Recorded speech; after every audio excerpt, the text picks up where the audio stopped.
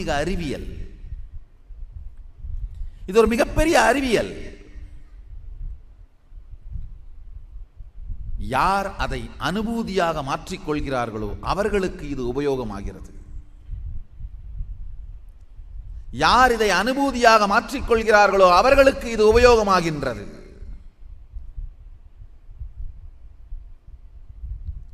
ஆழ்ந்து கேளுங்கள். பொய் சொல்லவோ புரட்டுரைக்கவோ அளவுக்கு மீறி சொல்லவோ உங்களை நான் அழைக்கவில்லை. இந்த சத்தியத்தை நான் உங்களோட என்ன இந்த 10 நாளும் பகிர்ந்து கொள்ளப் போகிறேனோ அந்த சத்தியத்தை எனக்குள் அனுபூதியாக மலர்த்தியிருக்கின்ற என்னுடைய குருவின் சாட்சியாய் சொல்லுகின்றேன். உண்மையில் இந்த அறிவியல் சத்தியம். இது உங்களுக்கும் சாத்தியம்.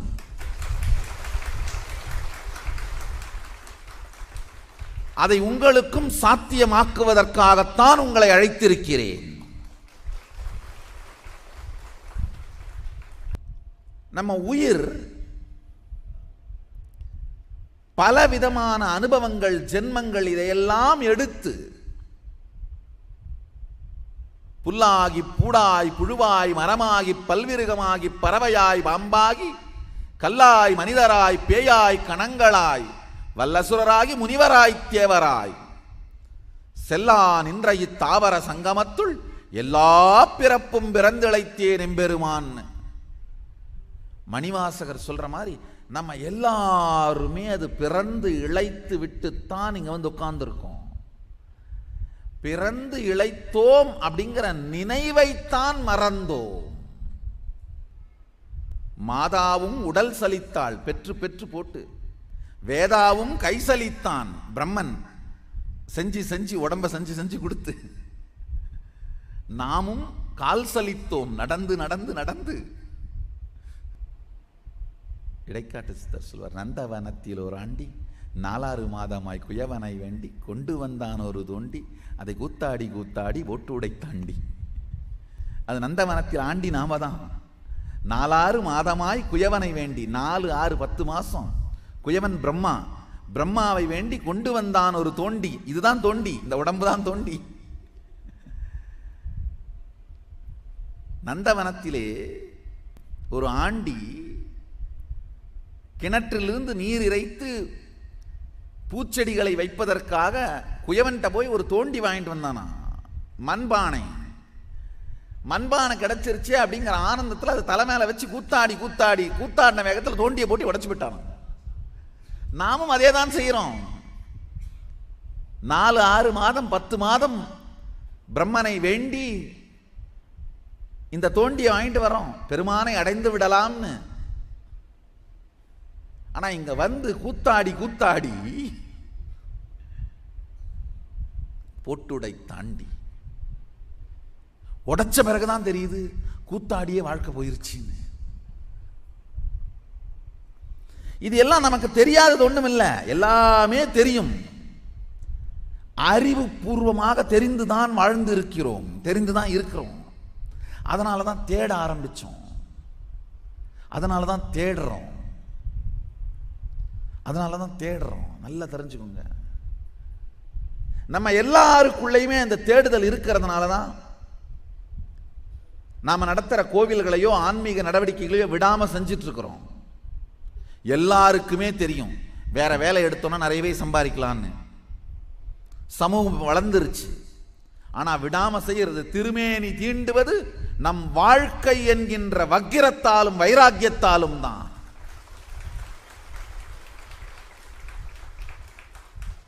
திருமேனி தீண்டுவது எங்கள் வாழ்க்கை பயன் என்கின்ற வைராக்கியம்.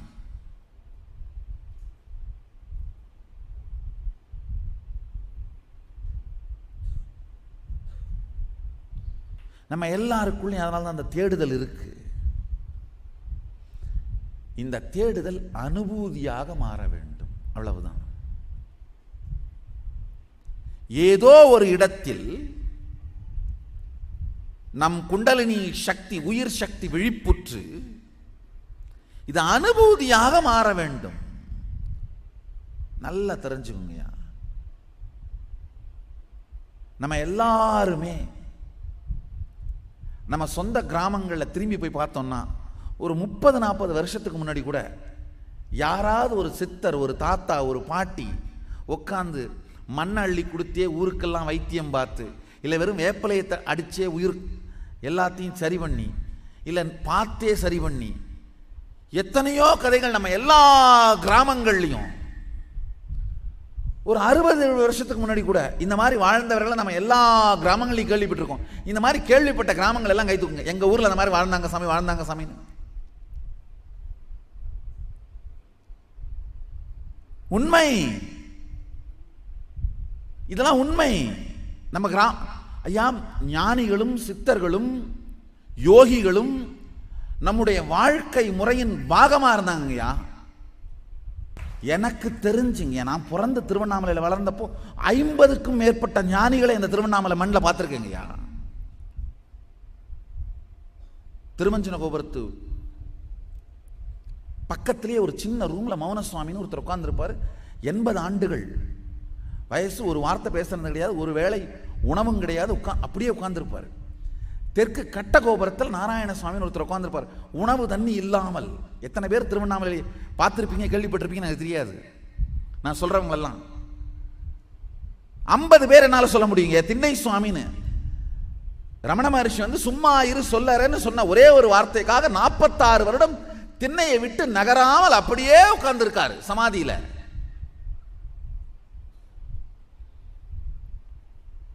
அண்ணாமலை சுவாமிகள், திண்ணை சுவாமிகள், அண்ணாமலை சுவாமி அப்படித்தான், திண்ணை சுவாமிகள், ராம் சூரத்குமார் என்ற விசிறி சுவாமிகள், சாதுவோம்னு ஒருத்தர் இருந்தார். மலசுத்தர வழியில சின்ன ஒரு 3 அடிக்கு 4 அடி மண்டபத்துக்குள்ளேயே ஒருத்தர் உட்கார்ந்துருப்பார், குத்துக்கால் போட்டு.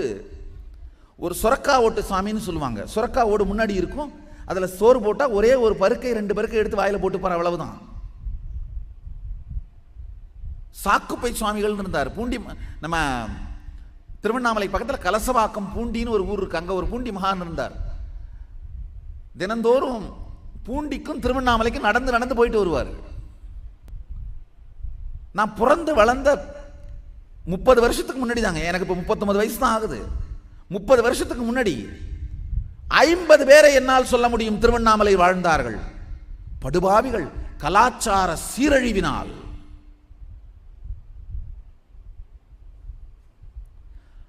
வாழையடி வாழை என வந்த ஞான பரம்பரையை கருவறுத்தவர்கள் மீது உங்கள் கோபத்தை திருப்புங்கள், உங்கள் மீதே திருப்பிக் கொள்ளாதீர்கள்.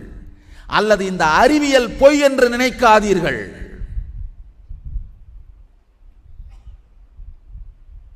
இந்த அறிவியல் பொய் அல்ல.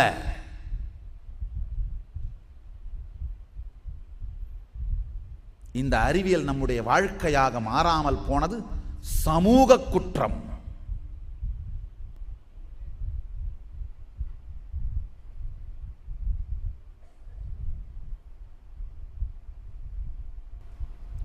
நான் ஒரே ஒரு ஊர்ல இருந்து 50 பேரை சொல்றேன். கட்டாயமா உங்க ஊர்ல எல்லா ஊர்லையும் திரும்பி பார்த்தீங்கன்னா 5-10 பேராவது ஒரு 40-30 வருஷத்துக்கு முன்னாடியெல்லாம் சொல்ல முடியும். ஏன் திடீர்னு வறண்டு போனது? உங்க ஊர்ல எல்லாம் திரும்பி பார்த்தீங்கன்னா ஒரு 60-70 ஆண்டுகளுக்கு முன்னாடி ஒரு 30-40 சின்ன சின்ன திருப்பணிக் கழகம், அப்பர் உழவார பணிக்கழகம், அருணகிரிநாதர் திருப்புகழ் சபை, மாணிக்க வாசகர் திருவாசக கூட்டம், வள்ளலார் ஆன்மீக சபை அப்படின்னா ஆக்டிவா சின்ன சின்ன சின்ன சின்ன குழுக்களா இந்த வயதானவர்களுக்கெல்லாம் என்டர்டெயின்மெண்ட்டே இதுதான். அந்த மாதிரிலாம் வாழ்ந்தாங்க தெரியுங்களா? இல்லை இப்போ இருக்கு, டெட்டா இருக்கும். அப்பெல்லாம் புத்தகங்கள் பதிப்பித்து வகுப்புகள் எடுத்து அடுத்த ஜெனரேஷனுக்கு அந்த நாலேஜ், அந்த அறிவை, அனுபூதியை டிரான்ஸ்மிட் பண்ணி இருந்திருக்காங்க.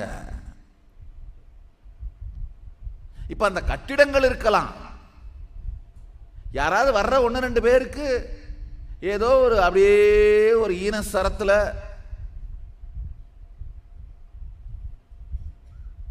2 வார்த்தைகள் நடக்கலாம்.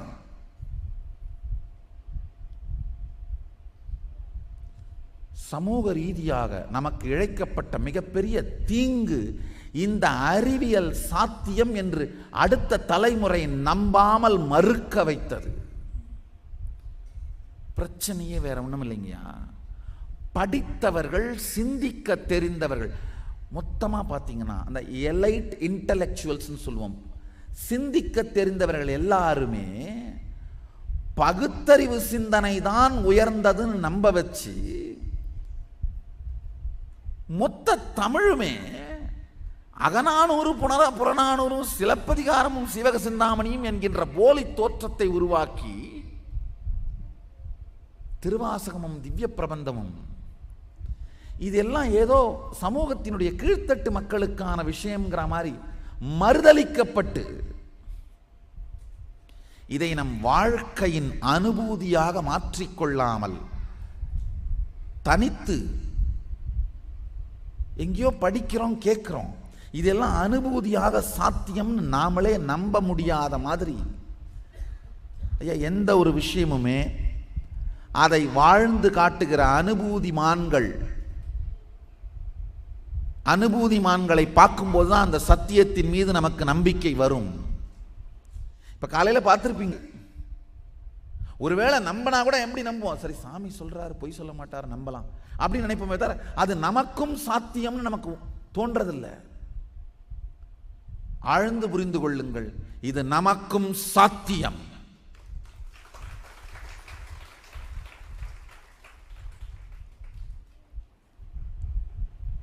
இந்த அறிவியல் அழிய விடுவதில்லை.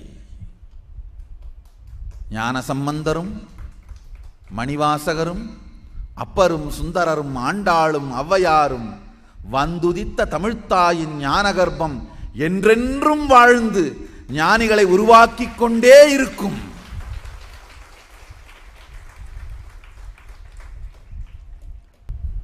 அப்பரும் சுந்தரரும் ஞானசம்பந்தரும் மணிவாசகரும் வாழ்க்கையாக வாழ்ந்து காட்டிய ராமானுஜரும் ஆழ்வார்களும் ஆண்டாளும் வாழ்வாக நடந்து காட்டிய இந்த யோக அறிவியல் சத்தியம், அது உங்களுக்கும் சாத்தியம்.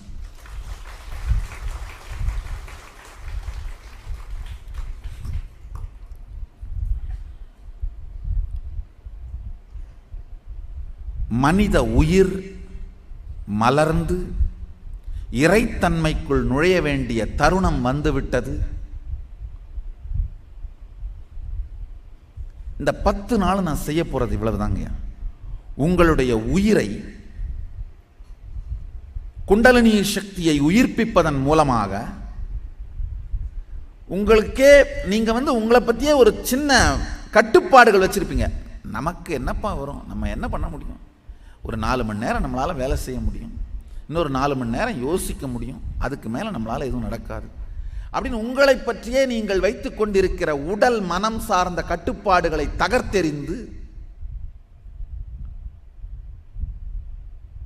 உங்களுக்குள் இருக்கும் அந்த பெரும் சக்தி பதிவுகளை உயிர்ப்பிக்க செய்து அதை உங்களுடைய நடைமுறை வாழ்க்கையாக, இன்னைக்கு காலையில் நீங்க பார்த்தீங்களே சீடர்கள் செய்து காட்டிய சக்திகள், வெளிப்படுத்திய சக்திகள், அது உங்களுக்கும் சாத்தியம் நிஜமாக்கிவிட்டு தான் உங்களை அனுப்புவேன். இது நான் உங்களுக்கு கொடுக்கிற உறுதிமொழி. இந்த வார்த்தைக்கு நீங்கள் என்னை பொறுப்பாளனாக என்னை நீங்கள் ஏற்றுக்கொள்ளலாம். இந்த வார்த்தைக்கு நான் பொறுப்பு. ஆழ்ந்து தெரிஞ்சுக்குங்க, அகங்காரத்தால் பேசவில்லை, திமிராலும் பேசவில்லை, சத்தியம் சார்ந்து பேசுகிறேன். இந்த வார்த்தைக்கு நான் பொறுப்பு. உங்களுக்குள் மலரச் செய்தே தீருவேன். இது ஒரு அறிவியல். இந்த அறிவியலை இப்போ நீங்கள் காலையில் ஒரு 10-15 சக்திகளை வெளிப்படுத்தி பார்த்துருப்பீங்க. இந்த அறிவியலை பெருமான் சதாசிவன் ஆகமத்தில் கொடுக்கிறாரு.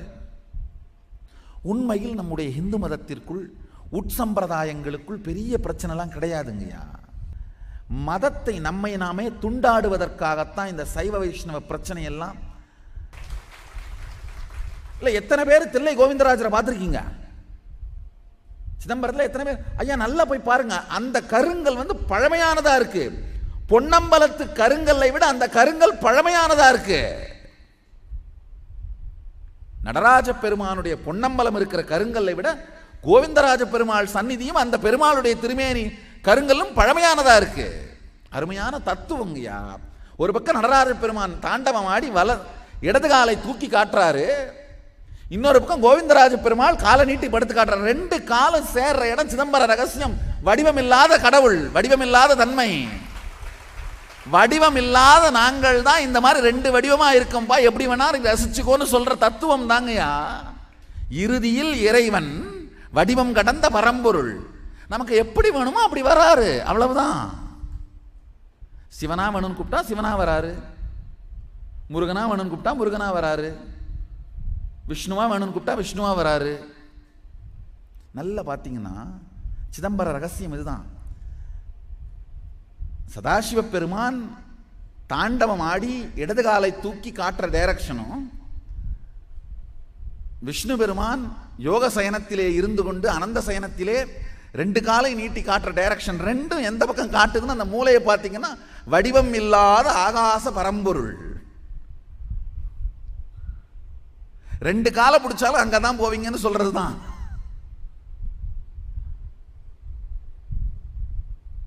நம்முடைய இந்து மதத்திற்குள் சம்பிரதாய வேறுபாடுகள், கோட்பாடுகள் அதிகபட்சமாக ஒரு வாத விவாதமாக இருந்திருக்கிறதே தவிர வெட்டி கொண்டு சாகின்ற விரோதமாக இருந்ததில்லை. விவாதம் வேற, விரோதம் வேற. இல்லாத கட்டுக்கதைகளை உருவாக்கி நல்லா தெரிஞ்சுங்க. உண்மையில பார்த்தா ஜாதி கூட நம்முடைய ஆகமங்கள் சாஸ்திரங்கள்ல இல்லைங்கய்யா. ரொம்ப தெளிவா இப்போ இன்னைக்கு நாளைக்கு உங்களுக்கு இந்த ஆகமங்களுடைய ஒரிஜினலான சாஸ்திர பிரமாணமே கொடுக்குறேன். தெளிவா சொல்றாரு பெருமான். எல்லா ஜாதியினர் மட்டும் இல்ல, எல்லா பால், அதாவது ஆண் பெண் அலி என்கின்ற எல்லா பாலினத்திற்கும் எல்லா உயிரினத்திற்கும் தீட்சை அளிக்க கடவுதுன்னு சொல்றாரு. ஒரு குரு தீட்சை மண்டபத்தில் உட்கார்ந்து தீட்சை கொடுக்க ஆரம்பிச்சாருன்னா பாம்பு பல்லி நாய் வந்தால் கூட தீட்சை கொடுத்தாக வேண்டும், மறுக்க கூடாது. ஐயா எத்தனை பேர் கேள்விப்பட்டிருப்பீங்க, எறும்பு பூசித்த தலம் திருச்சி பக்கத்தில் திருவெரும்பூர்னு இருக்கு. ஆனையும் சிலந்தியும் பூசித்த தலம் திருவானைக்காவல், பாம்பு பூசித்த தலம் காளஹஸ்தி. அப்புறம் எப்படி அவங்க எல்லாம் பூஜை பண்ணாங்க? உயிரினங்கள் எல்லாவற்றிற்கும் இந்த அறிவியல் பொது. இந்த அறிவியல் ஜாதிகள் மட்டுமல்ல, இனம் மட்டுமல்ல, உயிரினங்கள் எல்லாவற்றிற்கும் பொது. ஆகமத்தில் இந்த அறிவியலை பெருமான் ரொம்ப தெளிவாக விளக்குறாரு. 463 வேறு வேறு சக்திகளை வெளிப்படுத்துகின்ற தீட்சை முறைகளையும்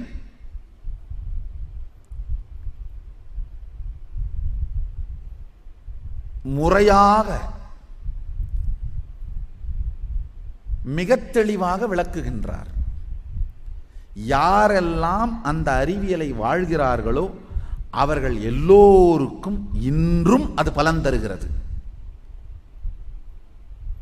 ஆகமத்துக்கு எக்ஸ்பைரி டேட்டு கிடையாதுங்கய்யா. நம்ம டூத் பேஸ்ட்டுக்கும் நாம யூஸ் பண்ற மருந்துகளுக்கும் தான் எக்ஸ்பைரி டேட் உண்டு. ஆகமத்துக்கு எக்ஸ்பைரி டேட்டு கிடையாது. இன்றும் அது சத்தியத்தோடு வாழுகின்றது. இன்றும் கடைபிடிப்பவர்களுக்கு அவர் சொல்ற உணவு முறையை சாப்பிட்டு அவர் சொல்ற அந்த தியானம், அந்த தீட்சைக்குள்ள சக்திபாதத்துக்குள்ள போனா அவர் சொல்ற அந்த சக்தி வெளிப்படுது. இது சத்தியம், சாத்தியம். இதை சொல்வதற்காகத்தான் என்னை அனுப்பி இருக்கிறார். இதுதான் என் வாழ்க்கையின் நோக்கம். இதை உங்களுக்குள் அனுபூதியாக்குவது என்னுடைய பொறுப்பு. நான் உங்ககிட்ட ஒன்று தான் கேட்குறேங்க. இந்த 10 நாட்களும் எனக்கு ஒன்று தான் வேணும். இன்டெகிரிட்டியோட டைமுக்கு கிளாஸுக்கு வந்து உட்காந்துருங்க போதும், வேற எதுவும் வேண்டாம், வேற எதுவுமே வேண்டாம். எனக்கு டைமுக்கு வந்து உட்காந்துருங்க. காரணம் என்னன்னா, இந்த தீட்சை நடப்பதற்கு நாம 2 பேரும் உட்கார்ந்தாகணும். நான் மட்டும் உட்கார்ந்து நீங்க எங்க இருந்தாலும் கொடுத்துடலாம்னு சொன்னா நான் அப்படியே பண்ணியிருப்பேன். ஆனா அது சாத்தியம் இல்லை. இந்த சக்தி பரிமாற்றம் நடப்பதற்கு நம்ம 2 பேரும் ஒண்ணா உட்கார்ந்தாகணும்.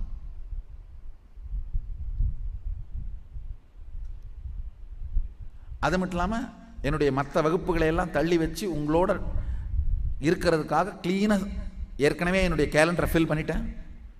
தினந்தோறும் உங்களுக்கு நானே வந்து கிளாஸ் எடுக்க போறேன். நானே தான் வந்து உட்காந்து தீட்சை கொடுக்க போறேன். எல்லா தீட்சைகளையும் நானே தான் கொடுக்க போறேன். எல்லா வகுப்பும் நானே தான் எடுக்க போறேன். அத்தனையும் தமிழ்லயே செய்ய போறேன்.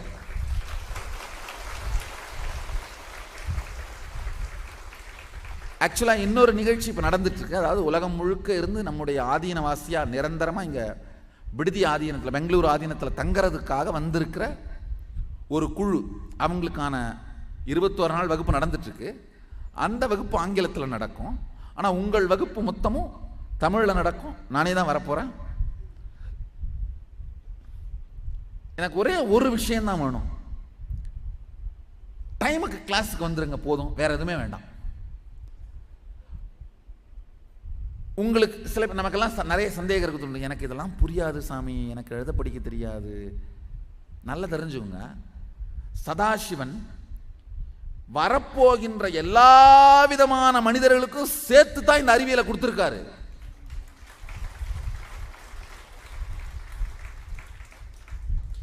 நாம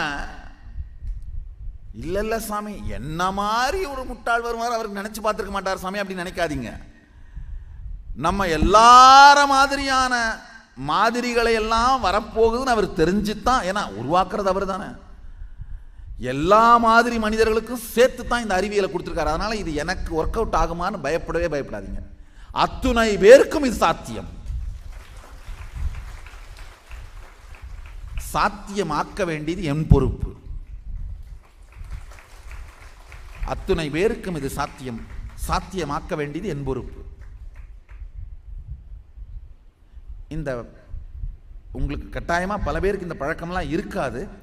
இருந்தாலும் ஒரு சின்ன வேண்டுகோள், இந்த 10 நாள் மட்டுமாவது புகையிலை இது எந்த இதுவும் இல்லாமல் விட்டுட்டீங்கன்னா, ஏன்னா சதாசிவன் வந்து ரொம்ப தெளிவாக சொல்றாரு, இந்த தீட்சை 10 நாட்களில் சுத்தமான சைவ ஆகாரமும் மற்ற லாகிரி புகையிலை வஸ்துக்கள் தவிர்ப்பதும்.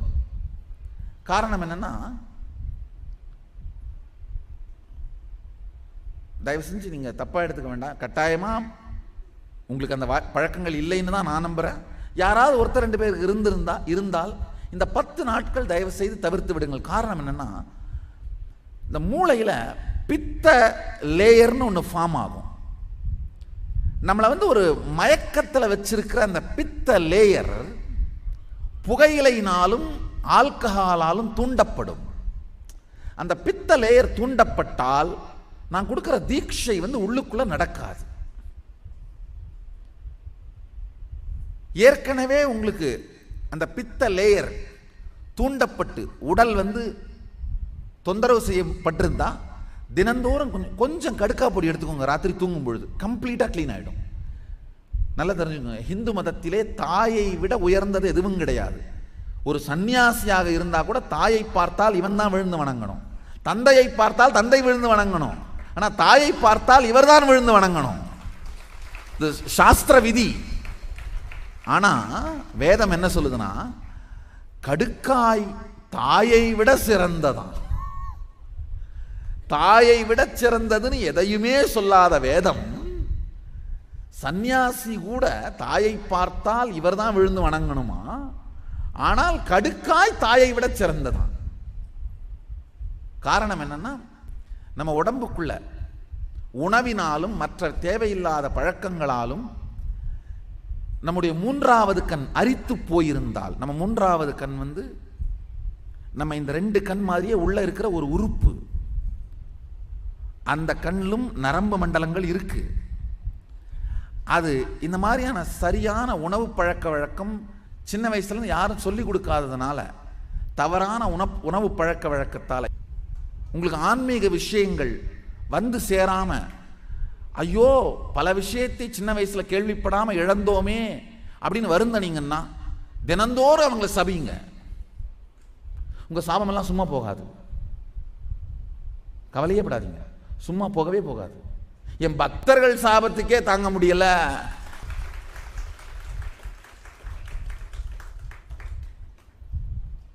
யாரா இருந்தாலும் சரி. இந்து மதத்துக்கு இழைக்கப்பட்ட மிகப்பெரிய அநீதி தமிழ்நாட்டிலே வந்த ரவுடித்தனமான நாத்திகம். இவங்க நாத்திகம் கூட கொள்கை அளவான வாத விவாதமா இருந்தா கூட தப்பு இல்லை. ஆனா அரசியல் power, media power, rowdy power, எல்லா பவரையும் கையில் எடுத்துக்கிட்டு நாத்திகத்தை நம் மீது திணித்தார்கள். திணிக்கப்பட்ட நாத்திகம், அழிக்கப்பட்ட ஆன்மீக அறிவியல்.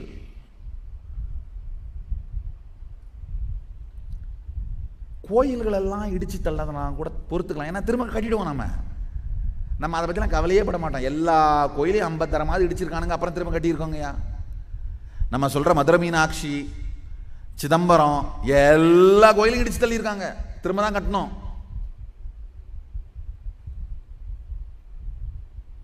திரும்ப திரும்ப கட்டிட்டோம்.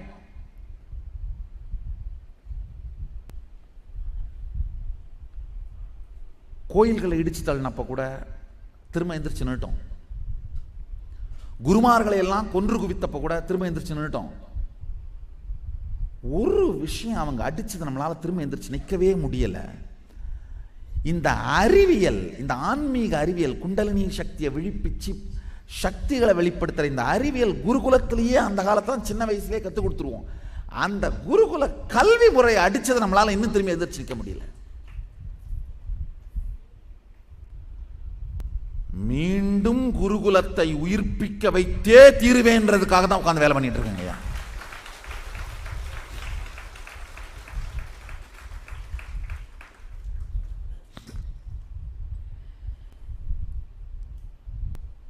பத்து லட்சம் சந்நியாச படையோடு மீண்டும் தமிழகம் தெய்வீக திராவிடமாக மலர்ந்தே தீரும்.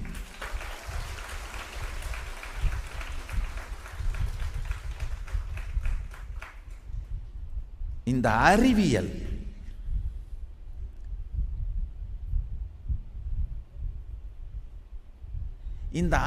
நம்மளுக்குள்ள மலர்ந்துருச்சுன்னா நம்ம வாழ்க்கை மேல நமக்கே நம்பிக்கை வந்துருங்கய்யா. நம்முடைய பூஜை, நம்முடைய யோகம், நம்முடைய தியானம், நம்முடைய வாழ்க்கை முறை, இது எல்லாத்து மேலே நம்மளுக்கே ஆழமான ஸ்ரத்தை, நம்பிக்கை வந்துடும். ஆனா இந்த அறிவியல் நம்மளுக்குள்ள மலரலைன்னா, இந்த மாதிரி சக்திகள் மலரலைன்னா, கொஞ்ச நாள்ல நமக்கே நம்ம மேல நம்பிக்கை இல்லாம அழிச்சதுதான் திராவிடர்கள் பண்ண, இந்த தீக்கா பண்ண, போலி பகுத்தறிவாளர்கள் பண்ண கொடுமைங்கய்யா. போலி பகுத்தறிவுவாதிகள் செய்த கொடுமை. சின்ன வயசுல இந்த உணவு பழக்க வழக்கங்கள் சரியா இல்லாதனால உங்களுடைய 3வது கண் அரிக்கப்பட்டு இருந்தால், அந்த சக்தி வெளிப்பாடு உடனடியாக தீட்சை கொடுத்த உடனே நடக்கிறது கொஞ்சம் கஷ்டமா இருந்தா, தயவு செஞ்சு இன்னைக்கு உறங்க போகும்போது கொஞ்சம் கடுக்காப்பொடி எடுத்துக்கோங்க. இந்த 10 நாள் இங்க இருக்கும் பொழுதும் தினந்தோறும் இரவு கொஞ்சோண்டு கடுக்காப்பொடி எடுத்துக்கோங்க. முதல் நாள் கொஞ்சம் கஷ்டமா தான் இருக்கும், வயிற்ற கலக்கும், தப்பு இல்லை. ஒரு அரை டீஸ்பூன் எடுத்துக்கோங்க, தப்பு இல்லை. காரணம் என்னன்னா, உடம்பு கிளீன் ஆகிறது ரொம்ப முக்கியம். இந்த குண்டலினி சக்தி எந்திரிக்கும் பொழுது உடம்பு கிளீனாக இருக்கிறது ரொம்ப முக்கியம். உடம்பும் குடலும் தூய்மையாக இருப்பது ரொம்ப முக்கியம். அப்பதான் அந்த சக்தி பொங்கும் பொழுது நம்மளால் அதை அழகா உள்வாங்கி நம்முடைய வாழ்க்கையிலே மலரச் செய்து கொள்ள முடியும்.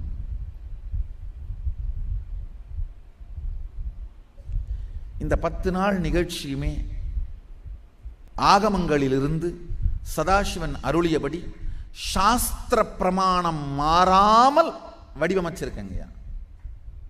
நீங்க சாப்பிடுற சாப்பாடு கூட ஆகமங்களிலே அளிக்கப்பட்டிருக்கிற சூபசாஸ்திரம் படி, முறைப்படி சமைக்கப்படுகிறது. நீங்க சாப்பிடுற ஊறுகாய்க்கு கேட்டீங்கன்னா கூட என்னால ஒரிஜினலான சம்ஸ்கிருத ஸ்லோகத்தை கொடுக்க முடியும். முறை தவறாமல் அத்தனையுமே எந்த விதமான மருந்து, பூச்சி மருந்தோ உரமோ போடாத ஆர்கானிக்னு சொல்லுவோம். இயற்கை வேளாண்மையினால் செய்யப்பட்ட பொருட்கள். ஆகமத்திலே பாகசாஸ்திரம், சூபசாஸ்திரம்னு சதாசிவன் கொடுக்கிறாரு தேவிக்கு. அது தமிழில் பாகசாஸ்திரம்னு டிரான்ஸ்லேட் ஆகி மொழிபெயர்க்கப்பட்டு அவைலபிளாக இருக்கு. அதனுடைய அளவு கூட மாறாமல் முறையாக சமைக்கப்படுகிறது. அதனால் இந்த 10 நாட்களும் இந்த உணவு தவிர வேறு எந்த உணவும் எடுத்துக்கொள்ளாமல், வேற எதுவும் எடுத்துக்காமல் இருந்தீங்கன்னா உடம்பு க்ளீன் ஆகிடும். இன்னொரு விஷயம் என்ன, இந்த உணவு எவ்வளோ வேணாலும் சாப்பிடுங்க, வெயிட் குறைஞ்சிரும்.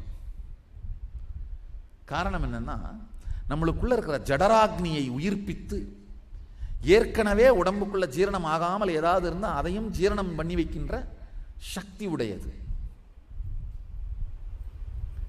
நீங்க செய்ய போற தியானங்கள், பூஜைகள், தீட்சைகள், உணவு முறை அத்துணையுமே ஆகமங்களை சார்ந்து, வேதங்களையும் ஆகமங்களையும் சார்ந்து சாஸ்திர பிரமாணம் மாறாமல் வடிவமைத்திருக்கிறேன். ஆழ்ந்து புரிந்து கொள்ளுங்கள்.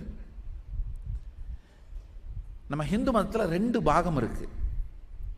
இந்த ஞானம், இந்த குண்டலினி சக்தியை உயிர்ப்பிக்க வச்சு சக்திகளை வெளிப்படுத்துகிற இந்த யோக ஞான அறிவியல்.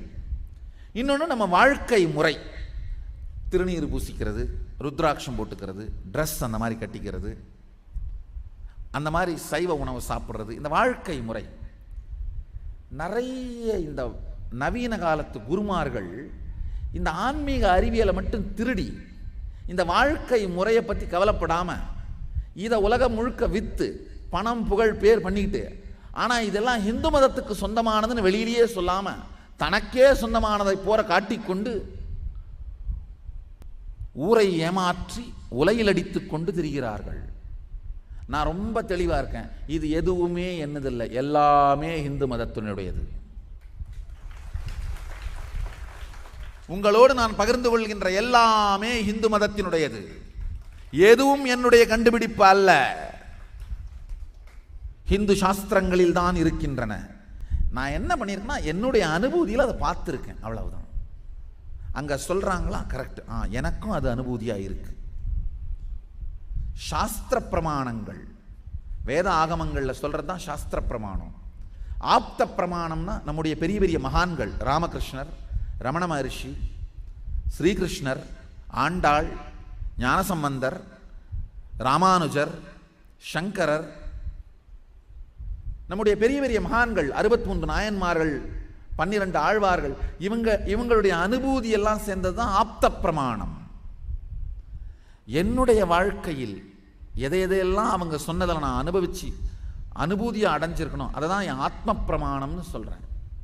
அதை உங்களுக்கு உங்களுடைய அனுபூதியாக மாற்றுறது தான் சாட்சி பிரமாணம். வேத ஆகமங்களிலே சொல்லி இருக்கின்ற சாஸ்திர பிரமாணம், 12 ஆழ்வார்கள், 63 நாயன்மார்கள், மற்ற யோகிகள், சித்தர்கள், இவங்களுடைய வாழ்க்கையிலெல்லாம் அந்த வேத ஆகமங்கள் இருக்கிறத அனுபவிச்சது தான் ஆப்த பிரமாணம்னு சொல்கிறோம். அதில் என்னுடைய வாழ்க்கையில் நான் என்ன அனுபவிச்சிருக்கணும் அதுதான் ஆத்ம பிரமாணம்னு சொல்கிறேன். அதை உங்களுடைய வாழ்க்கையில் அனுபூதியாக மாற்றுவதை தான் சாட்சி பிரமாணம்னு சொல்கிறேன். உங்களோட நான் பகிர்ந்துக்கிற எல்லாமே சாஸ்திர பிரமாணம், ஆப்த பிரமாணம், என்னுடையது அல்ல. அது மட்டுமல்லாமல் எக்காரணம் கொண்டும் வாஸ்து, ஜோதிடம், நியூமராலஜி, ஜெம்மாலஜி, யோகா, ஆன்மீகம், தியானம், பூஜை, எங்க போனாலுங்க தயவு செஞ்சு சாஸ்திர பிரமாணம் தெரியாதவர்களிடம் செல்லாதீர்கள். எங்க போனாலும் இல்லை, யார் உங்ககிட்ட வந்து விவாதத்துக்கு வந்தாலும் முதல்ல கேளுங்க, சாஸ்திர பிரமாணம் சொல்லு, அதை கேளுங்க.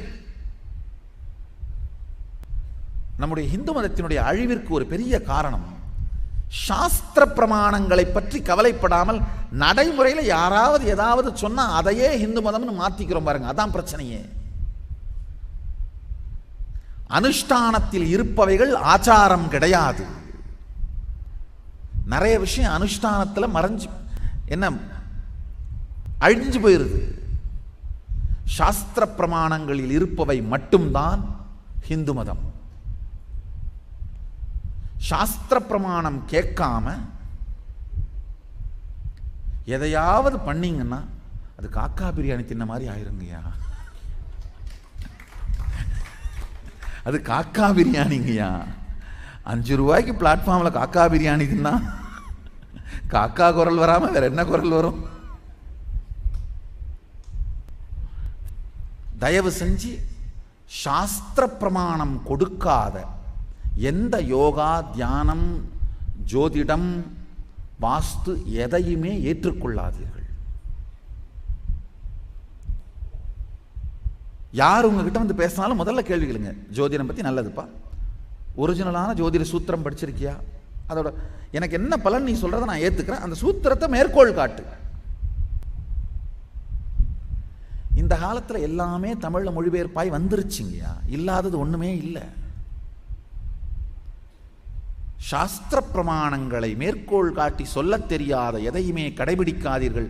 கடைபிடித்தால் நல்லா ஞாபகம் வச்சுங்க, காக்கா பிரியாணின்னு. அப்போ மனசில் உங்களுக்கு என்ன வரணும்? ஐயோ காக்கா பிரியாணிடா.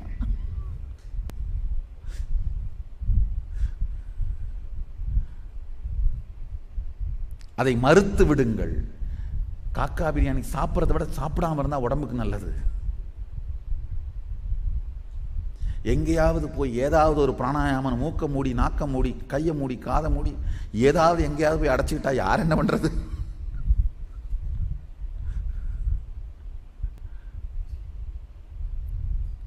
இந்த 10 நாட்களும் உங்களோடு நான் பகிர்ந்து கொள்ளப் போகின்ற எல்லாமே சாஸ்திர பிரமாணம் சார்ந்தது. என்கிட்ட பல பேர் கேட்கறது உண்டு, என்ன சாமி இந்த சின்ன குழந்தைங்களாம் நீங்கள் தீட்சை கொடுத்த உடனே அப்படியே சக்தி வெளிப்படுது, எங்களுக்கு வயசானவங்களுக்கு இப்படி டைம் ஆகுதே சாமி. 2 காரணம். 1, வழிமுறை தெரியாதனால உடம்பை நீங்கள் ரொம்ப சீரழிச்சிட்டீங்க. சரியான உணவு முறை இல்லாமல், சரியான மனப்பழக்கம், சிந்தனை ஓட்டம் இல்லாமல் மனசை சீரழிச்சிட்டோம். சின்ன வயசுலேயே உங்களை பார்த்துருந்தா ரொம்ப நல்லா இருந்திருக்குமே சாமி. ஐயோ சின்ன வயசுலேயே இதெல்லாம் தெரிஞ்சிருந்தா எவ்வளோ வாழ்க்கை நல்லா இருந்திருக்குமே. தெரிய விடாமல் செய்தவர்களை திட்டுங்கள், உங்க மேலே தப்பு இல்லை. நம்ம முன்னோர்கள் இதுக்கெல்லாம் உழைச்சிருக்காங்கய்யா. சும்மாவா இத்தனை பெரிய கருங்கல் ஆலயங்கள் கட்டி வச்சாங்க. இங்க நான் ஒரு கோயில் கட்டும் போதுதான் தெரியுதுங்கய்யா எவ்வளவு பெரிய பாடு அப்படின்னு. ஒரு கோவில் கட்டுறது எவ்வளவு பெரிய பாடு. இங்க ஒரு கருங்கல் கோவில் கட்ட ஆரம்பிக்கும் போது தெரியுது. இங்க ஒரு பெரிய சிவாலயத்துக்கு உட்காந்து ஒர்க் பண்ணிட்டு இருக்கிறோம். கட்டி முடித்த பிறகு உலகத்திலேயே மிகப்பெரிய சிவாலயம் 88 ஏக்கர் அளவில் கட்டுறோம். மாஸ்டர் பிளான் போட்டு 40% செதுக்கி முடிச்சிட்டோம். ஆனால் அந்த 40% செதுக்கினதை எடுத்துட்டு வந்து அசம்பிள் பண்றதுக்கு 5 வருஷம் ஆகும். 40% இப்போ செதுக்கியிருக்கோம், இன்னும் 60% செதுக்கவே இல்லை. பண்ணியிருக்கிற 40% அசம்பிள் பண்றதுக்கு, ஒன்று மேல ஒன்று வச்சு அடுக்கிறதுக்கு 5 வருஷம் ஆகும். இன்னும் அந்த மீதி 60% செதுக்கிறதுக்கு எப்படி இன்னும் ஒரு 15 வருஷம் ஆகும். அப்ப நான் நினைச்சேன், சதாசிவன் கொடுத்த இவ்வளோ சக்திகளை வச்சுக்கிட்டே நமக்கு இத்தனை வருஷம் ஆகுதுன்னா, நம்ம முன்னோர்கள் ஊருக்கு ஊர் இந்த சைஸ் கோவில் கட்டி வச்சிருக்காங்கன்னா அப்ப எவ்வளவு பேருக்கு எவ்வளவு சக்திகள் இருந்திருக்கும். சக்திகள் இல்லாமல் வெறும் பணத்தை வச்சுட்டுலாம் ராஜராஜ சோழன் மாதிரி கட்டி இருக்கிற கோவில்லாம் சத்தியமா கட்ட முடியாதுங்கய்யா. நல்லா தெரிஞ்சுக்கோங்க. வெறும் பணத்தை வச்சு கட்டிட்டாங்கன்னா நினைச்சிடாதீங்க, சாத்தியமே இல்லை. அந்த இன்டெலிஜென்ஸ் நம்முடைய இந்த ஆலயத்தினுடைய கருவறை 120 அடி கருங்கல்லால கட்ட போறோம். இந்த 120 அடி கருங்கல் அந்த முறையா அது செட் ஆகி ஸ்டேபிளா நிக்கிறதுக்கு இந்த டெக்னாலஜியை மாஸ்டர் பண்றது எங்களுக்கு 8 மாசம் ஆச்சுங்கய்யா. அதாவது எப்படி அந்த கல்லை பொருத்தனா எந்த நிலநடுக்கம் வந்தாலும் இது தாக்கு பிடிக்க முடியும் அப்படின்ற டெக்னாலஜி, அதாவது லேண்ட் டெஸ்ட், சாயில் டெஸ்ட்னு சொல்லுவோம். இதை மட்டும் பண்றதுக்கு எங்களுக்கு 8 மாசம் ஆச்சு. 5 வருஷத்துல அந்த ராஜராஜன் கட்டின கோயில் வந்து 217 அடி. இங்க நான் கட்டுறது வெறும் 120 அடி தான். அவனுடைய 217 அடி 5 வருஷத்துல கட்டியே முடிச்சுட்டாங்க. எனக்கு இங்க சாயில் டெஸ்ட் பண்ணி ரிசர்ச் பண்ணி முடிக்கிறதுக்கு இவ்வளவு மெஷினரிஸ், இவ்வளவு மாடர்ன் டெக்னாலஜி,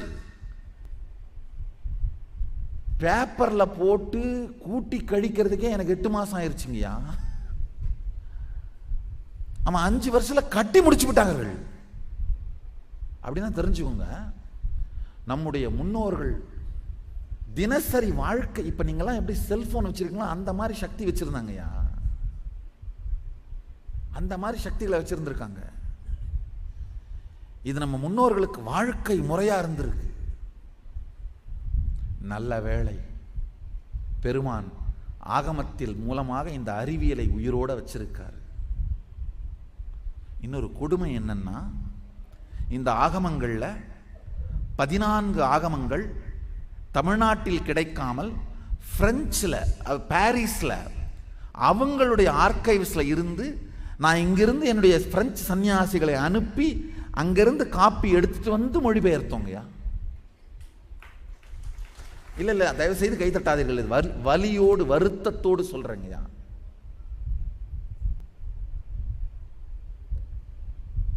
இது ரொம்ப கொடுமையானதுங்கய்யா. பச்சையா சொல்லணும்னா, நம்ம வீட்டு பெண்களை அவங்க தூக்கிட்டு போய் நாம அங்க போய் பெண்களை மீட்டெடுத்து வர்ற மாதிரிங்க இது. பெண்கள்னு சொன்னோடனே நமக்கு வலிக்குது, சாஸ்திரம்னு சொன்னா வலிக்க மாட்டேங்குது, அதான் பிரச்சனை. நம்ம வீட்டு பெண்களை தூக்கிட்டு போயிட்டாங்கன்னு சொன்னோடனே நமக்கு வலிக்குது, நம்ம சாஸ்திரத்தை தூக்கிட்டு போயிட்டாங்கன்னு நமக்கு வலிக்கல.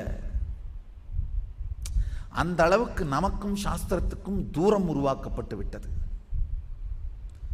அந்த அளவுக்கு நமக்கு அது ஒரு நம்முடைய தினசரி வாழ்க்கையின் பாகமாக இல்லாமல் போய்விட்டது. ஐயா, நம்ம சாஸ்திரங்கள், ஆகமங்கள் இந்த சக்திகளை மட்டும் நம்ம வாழ்க்கையில் வெளிப்படுத்தி காட்டணும்னா, யாராவது இந்து மதத்திலிருந்து வேற மதத்துக்கு போவாங்கன்னு நினைக்கிறீங்க?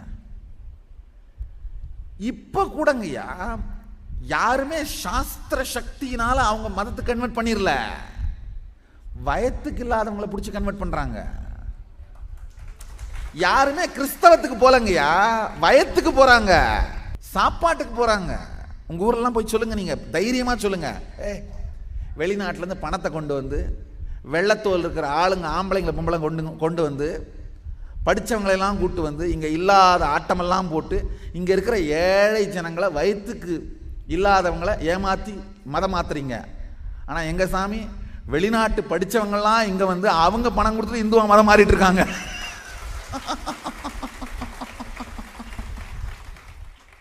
சுத்தி பாருங்க, எத்தனை நாட்டவர்களை இந்து மதத்தினுடைய ருத்ராட்சமும் திருநீரும் அணிந்து யஞ்ஞோபவீதம் போட்டு காலையில சிவ பூஜை பண்றாங்கன்னு. நம்முடைய சாஸ்திரங்களை வாழ்ந்தோமானால் நம்மை போன்ற ஒரு உயர்ந்த வாழ்க்கை முறை, சிவிலைசேஷன், நாம ஒரு பெரிய சிவிலைசேஷன். தெளிவான கல்வெட்டுக்கள் இருக்குது. தஞ்சாவூர் கோவிலை தங்கத்தால் பொருத்தி வைத்திருக்கிறான் ராஜராஜன். இன்னமும் பார்த்தீங்கன்னா அந்த கருங்கல், அந்த துளைகள் இருக்குங்கய்யா, தங்க தகடு போத்தி அந்த ஆணி அடிச்ச துளைகள் இருக்கு. கோபுரம் முழுக்க சாமி ஏறி பார்த்தேன். ஒரு தரம் ஒரு கும்பாபிஷேகத்துக்கு முன்னாடி அழைச்சிருந்தாங்க, சாமி போனேன். உள்ளுக்குள்ள அந்த கருவறைக்குள்ள ஒரு பிரகாரம் இருக்கு. அந்த மண்டபத்துக்குள்ளேயும் மேல 2 மண்டபத்துக்குள்ளேயும் போய் பார்த்தேன். 3 அடிக்கு ஒன்று அந்த தங்க தகட்டை வச்சு தச்ச ஆணி ஓட்டை இருக்கு இன்னும். அப்ப எவ்வளவு பெரிய வாழ்க்கை முறை நம்ம பெரியவர்கள் வாழ்ந்திருக்காங்க. நம்முடைய வாழ்க்கையோட, சமூகத்தோட பெஸ்ட் புத்திசாலிகள், பணம் எல்லாமே நம்முடைய இந்து மதம் சார்ந்ததாக இருந்திருக்கின்றது.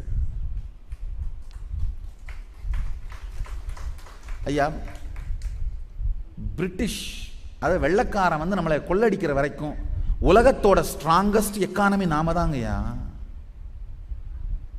நம்மளை கொள்ளையடிச்சு அடுத்தடுத்து சில சத்சங்க உங்களுக்கு வகுப்பு எடுக்கும்போது சொல்கிறேன், எப்படி நம்மளை வறுமையில் ஆழ்த்தி ஹிந்து மதத்தை ப்ராக்டிஸ் பண்ணுறதுனால தான் நாம் வறுமையில் இருக்கிறோன்னு நம்ம முன்னோர்களை நம்ப வச்சு நம்மையும் நம்முடைய வாழ்க்கை முறையையும் பிரித்தார்கள்.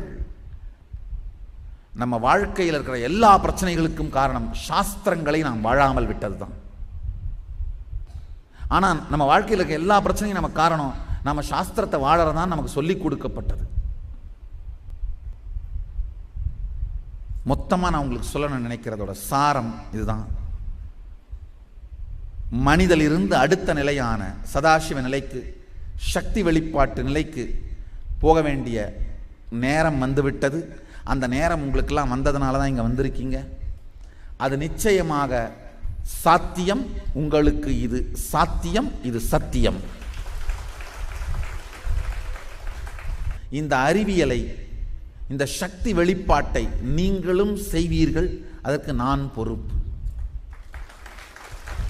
உங்களுக்குள் அந்த குண்டலினி சக்தியை உயிர்ப்பிக்க வைத்து உங்களுக்கு புரிகின்ற விதத்திலே அதை சொல்லி செய்ய வேண்டியது என்னுடைய பொறுப்பு. எனக்கு புரியாது, எனக்கு தமிழ் எழுத வராது, பேச வராது, எனக்கு எதை பற்றியும் கவலைப்படாதீங்க. நீங்கள் உயிரோடு இருக்கீங்க, அது போதும்.